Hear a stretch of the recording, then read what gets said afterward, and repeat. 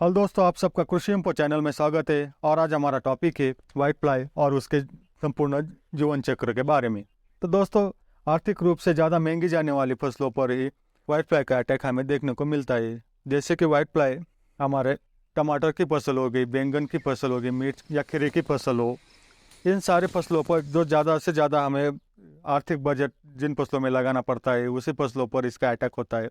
और ऐसे टाइम पर ये इसका प्रादुर्भाव ज़्यादा अगर बढ़ गया तो ये हमें 100% से लेकर 20% तक हमारी फसलों पर ये नुकसानदेह साबित हो जाता है दोस्तों।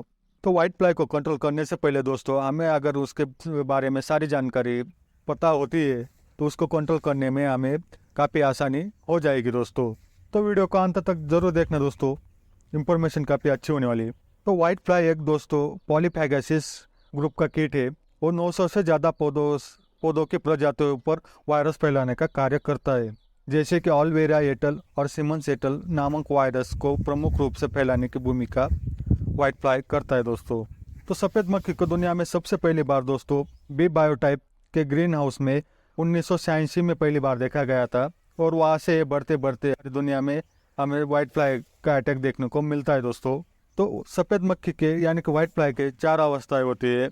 तो उनमें सबसे पहले जो अवस्था है अंडा, उसके बारे में हम बात करेंगे दोस्तों। जो वैक्स होते हैं यानी कि वैक्स जो मादा होती है अंडा देने वाली, वो आमतौर पर पत्तियों के निचले पत्तियों पर, यानी कि ये दोस्तों इतने ये भी हम कह सकते हैं होशियार है, ये ऊपर की ओर नहीं देते ये अंडे। वो पत्तियों के निचले सतह पर यानी कि पत्तियों के निचले भाग पर ये अंडे देती है।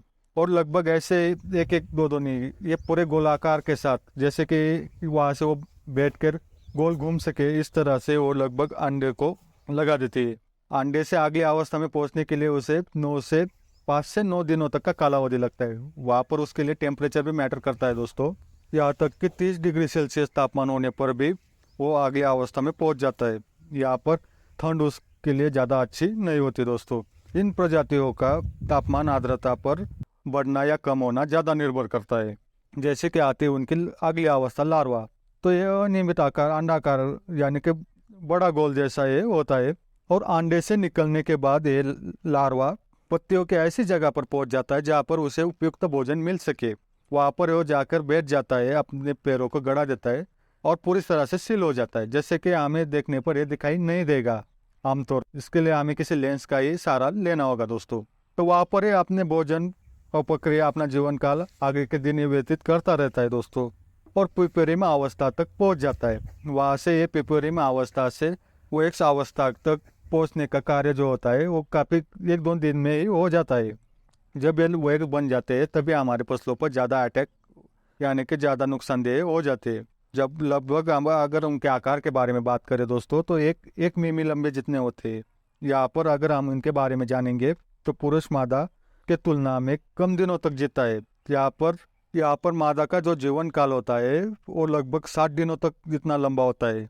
लेकिन उसी तुलना में वहाँ पर यानी कि नर का जो जीवन काल होता है वो 9 से 17 दिनों तक का ही होता है दोस्तों। और उन्हें जो सफ़ेद रंग प्राप्त हुआ होता है वो उनके शरीर से निकलने वाले मोमी नामक स्रावक द्रव से हुआ होता है।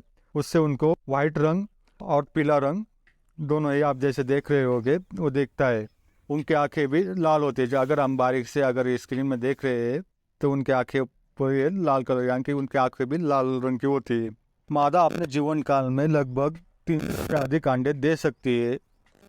तो उसी तरह से वो 1 साल के अंदर अगर वातावरण यानी कि बाहरी क्लाइमेट उनके हिसाब से रहा तो लगभग 12 से 15 तक वो तैयार हो सकती है। सफ़ेद मक्खियाँ जो हमारे पौधों को नुकसान करती है वो 2 तरह से करती है दोस्तों।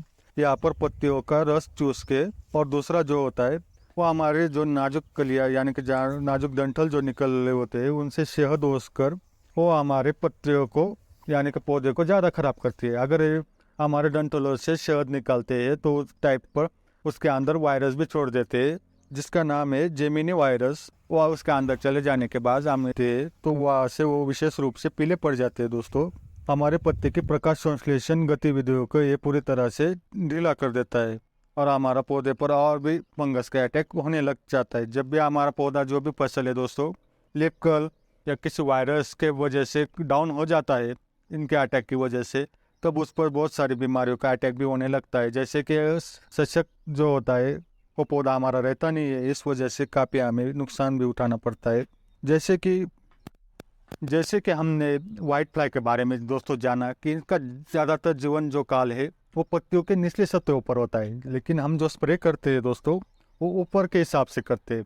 अगर हम ऐसी दवाओं का इस्तेमाल करते हैं जो नीचे की सतह तक नहीं जा पाती तो हमें वाइट फ्लाई को कंट्रोल करने में बड़ी समस्या आएगी, क्योंकि उनकी हर अवस्था में आ गए हैं कि उनके वयस्क से सिर्फ ऊपर होते हैं, लेकिन उनकी 3 अवस्था जो होती है वो पत्तियों के नीचे ही रहती है। अगर हम किसी स्प्रे में अगर हम अच्छी सी दवाई भी इस्तेमाल करते हैं तो ऊपर से वैक्स तो जाते हैं, लेकिन पूरी तरह से हमें कंट्रोल नहीं मिलता। इसके लिए मैंने खुद का जो एक्सपीरियंस और बेस्ट दवा मुझे आज तक जो रिज़ल्ट आया है वो है ओबेरॉन। ये बायर कंपनी का दवा आता है और इसके इस्तेमाल करने से हमें वाइट फ्लाई को बहुत अच्छी तरह से कंट्रोल मिल भी जाता है। ये क्योंकि ये लाल मकड़ी पर भी यानी कि रेड माइट पर भी अच्छे से कंट्रोल करता है। रेड माइट भी पत्तियों के नीचे होने के कारण उस तक ये दवा पहुँच जाती है, उसके काफ़ी अच्छे रिजल्ट होते हैं। तो दोस्तों आप भी अगर आपके फसलों पर वाइट फ्लाई की समस्या पर परेशान है और हर तरह की दवा का इस्तेमाल करके आप परेशान हो चुके हैं, तब आप ओबेरॉन का इस्तेमाल ज़रूर कीजिए। उससे होगा क्या कि आपके अंडे अवस्था, लार्वा, प्यूपा, वैक्स, इन सारी अवस्थाओं पर आपको ये एक ही स्प्रे से कंट्रोल मिल जाएगा। इसका इस्तेमाल करते वक्त आपको अगर आपके यहाँ प्रादुर्भाव ज़्यादा है तो 1.25 ml तक यानी कि 100 लीटर के लिए 125 ml का इस्तेमाल कीजिए।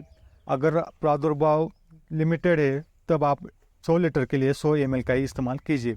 यहाँ पर आपके सफ़ेद मक्खी का अटैक अगर आपके पौधों में यानी कि आपके क्षेत्र में अगर सफ़ेद मक्खी का अटैक पहले से ही ज़्यादा रहता है तो उस टाइम पर आपको शुरुआती दिनों में अपने पौधों को कड़वाहट लाने के लिए एक्ट्रा, थाइमोग्राम इनका इस्तेमाल करना चाहिए ड्रिंचिंग में, या सिजेंटा का वैल्यूम फ्लेक्सी का इस्तेमाल कीजिए। दोस्तों हमारे शुरुआती अवस्था में पौधे में हम जो भी दवाई अगर स्प्रे करते तो ज़्यादा से ज़्यादा उनके रिजल्ट नहीं आते। इसके लिए हमें शुरुआती अवस्था में ऐसी दवाई का इस्तेमाल करना चाहिए वो पौधे के अंदर जा सके, तब भी उसको हम अच्छे से कंट्रोल कर लेते हैं। यहाँ पर हमें सबसे ज़रूरी बात जो बताना चाहूँगा दोस्तों, आपको नीम ऑयल का इस्तेमाल पहले से ही करते रहना है।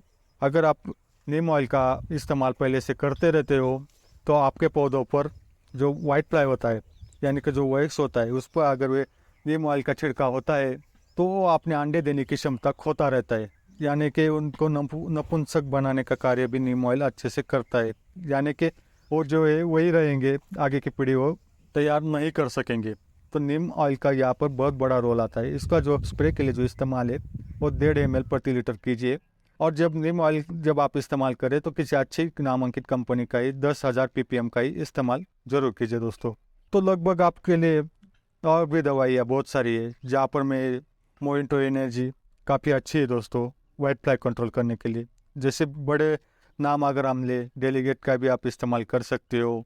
आपके यहाँ पर आपको अल्टरनेट यूज़ करते रहना है दोस्तों। जैसे कि एक ही दवा पर आप कार्य नहीं कर सकते, आपके यहाँ प्रकोप ज़्यादा हो तो आपको लगातार 5-6 दिन बाद एक स्प्रे लेते ही रहना होगा दोस्तों। यहाँ पर डेलीगेट ले सकते हैं आप, उसके अल्टरनेट में आप इसी फॉर्म वाले रोगार, FMC का मार्शल, इन दवाओं का इस्तेमाल कीजिए। फिर आप उलाला का भी इस्तेमाल कर सकते हैं, उलाला के भी काफ़ी अच्छे रिजल्ट आते हैं। फिर गार्डा केमिकल्स का पोलिस भी काफ़ी अच्छा रिजल्ट है दोस्तों। तो इन सारी दवाओं का आप सही समय पर इस्तेमाल करते रहेंगे तब भी आप वाइट फ्लाई को अच्छे से कंट्रोल कर लेंगे दोस्तों। वाइट फ्लाई को कंट्रोल करने के लिए सबसे ज़रूरी बात है आप जो भी दवाओं का इस्तेमाल करें वो पत्तियों के निचले सतहों पर जानी चाहिए, जहाँ पर हमें बाज़ार में ऐसे गन भी मिलते हैं यानी कि स्प्रे करने के लिए जो पत्तियों के निचले सतहों पर हमें स्प्रे कर सके हम। तो हमें बाज़ार से वो भी खरीद लेने चाहिए जो पत्तियों के निचले भाग पर स्प्रे कर सके। तो दोस्तों हम अगर इन सारी बातों का ध्यान रखेंगे तो हमारी फसल भी सुनिश्चित अच्छी रहेगी और वाइट फ्लाई को भी हम कंट्रोल कर लेंगे दोस्तों।